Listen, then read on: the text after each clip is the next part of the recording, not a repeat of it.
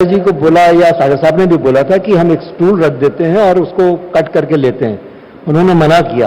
आप सोचिए 62 साल की उम्र में कितने लोग होंगे जो ठीक से कमर उनकी मतलब है कि सीधी करके चल पाते होंगे। उन्होंने मुझे जमीन से कंधे से उठा के सीधा खड़े हो गए थे। आप खड़े हो गए सीधा जी, कंधे से उठा के जी। मतलब है कि वो इतनी बड़ी इंस्पिरेशन थे कि उनकी इंस्पिरेशन जो एक्चुअली क्या है कि मैं उनका नेबर भी रह चुका हूं कुछ सालों तक, तो उन्होंने हमेशा इंस्पायर किया। बचपन से मेरे को इंस्पायर किया। जब मैं छोटा था तब मैं उनकी फिल्में देखता था और मैं समझता था कि दुनिया के सबसे ताकतवर इंसान दारा सिंह ही है, और दारा सिंह चाहे तो वो ट्रेन भी रोक सकता है, प्लेन भी रोक सकता है, ये एक धारणा थी। और जब उनसे मिला तो मुझे समझ ही नहीं आया कि मैं कैसा रिएक्ट करूं। बचपन का एक आइडियल जो हीरो आपका है, आप उसके सामने हो, उसके साथ काम कर रहे हो, तो it was a amazing experience. मेरे साथ तो उनका बॉन्डिंग बहुत अच्छी थी और एक बड़ा फनी सा इंसिडेंट भी उनके साथ में, बड़ा इनोसेंट है, बड़ा फनी भी है। क्या हुआ कि हम एक सीन शूट कर रहे थे जिसमें राम जी ने सुग्रीव को बाली को मारना था, और तो समय हनुमान जी भी थे, तो उनके पूंछ लगी हुई थी। अच्छा, मुझे रियलाइज नहीं हुआ, मुझे इस तरह की कोई कुर्सी दी थी बैठने के लिए, वो स्टूल पे बैठते थे। अब सोचिए कि मैं उनकी बहुत इज्जत करता हूँ, पिता समान इज्जत करता हूँ, तो मैंने कहा कि वो अच्छा नहीं लगता स्टूल पे बैठे और मैं आराम कुर्सी पे बैठूं। तो मैंने उनसे कहा कि मैंने कहा दादा जी प्लीज आ जाइए ना, यहाँ बैठ जाइए ना कुर्सी पे। तो उन्होंने मुझे पहली बार थोड़ा सा ऐसे देख के इग्नोर किया, फिर दूसरी बार वापस मैंने कहा, तीसरी बार तो वो कहा ओए तुम्हें पता नहीं है मेरी पूंछ लगी हुई है।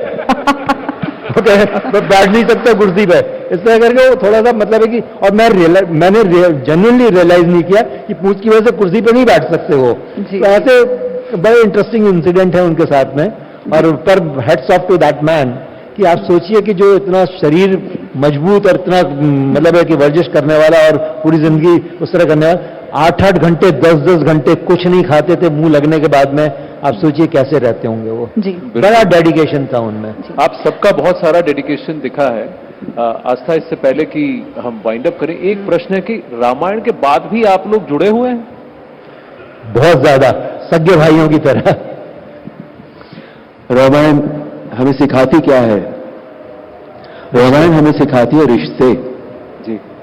अगर हमें अपने रिश्ते ठीक करने हो ना, तो रामायण पढ़ना शुरू कर देना चाहिए, अपने आप सारे रिश्ते ठीक हो जाएंगे। आज के युवाओं के लिए जाते जाते आप कुछ कहना चाहेंगे? युवाओं से, युवा जो होते हैं वो हमेशा वही किसी भी देश को, किसी भी सभ्यता को, किसी भी संस्कृति को आगे ले जाते हैं। आज का जो युवा है वो पिछले कुछ सालों से धर्म से और आध्यात्म से जुड़ना शुरू हुआ है। जो पीछे कुछ सालों में हुआ जी, वो धीरे धीरे अब बदल रहा है। उसका आधार रामायण भी हो सकता है।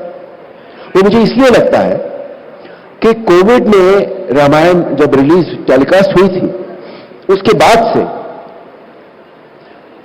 मैं जब भी कहीं बाहर जाता हूं, फ्लाइट में हो या कहीं भी हो, तो जो बच्चे आते हैं वो उनमें युवा ज्यादा होते हैं। और वो युवा ऐसे नहीं कि बगैर पढ़े लिखे हो या छोटी जगहों के, नहीं, बिल्कुल नहीं। दोस फैशनेबल गर्ल्स एंड बॉयज। मतलब मैं एक इंसिडेंस बताऊं आपको। मैं एक फिल्म देखने गया था एक मल्टीप्लेक्स में बॉम्बे में जी, और फिल्म देखकर जब मैं निकल रहा था तो 2 लड़कियां जो बहुत फैशनेबल थी, बहुत फैशनेबल थी, और उनके 2 बॉयफ्रेंड्स थे साथ में। उन दोनों लड़कियों ने मुझे रोका। एक इधर बैठ गई जमीन में, मैं खड़ा था, एक इधर बैठ गई जमीन में, एक इधर बैठ गई जमीन में, और अपने अपने बॉयफ्रेंड से बोला हमारे फोटो खींचो, राम जी के साथ फोटो खींचना है। क्या बात, क्या बात, क्या बात। उन्होंने मेरे पांव को छूते हुए फोटो खिंचवाए। मुझे यकीन नहीं हुआ कि आज का युवा इतना जुड़ गया है राम से। तो अगर ऐसा है, जो ऐसा हो रहा है, जो आज हम चारों तरफ देख रहे हैं, तो आज का युवा, आप ठीक, मैं ठीक कह रहा हूं ना? देखिए, एक युवा तो ये बोल रहा है। तो आज का युवा जो है वो ठीक रास्ते पर जा रहा है।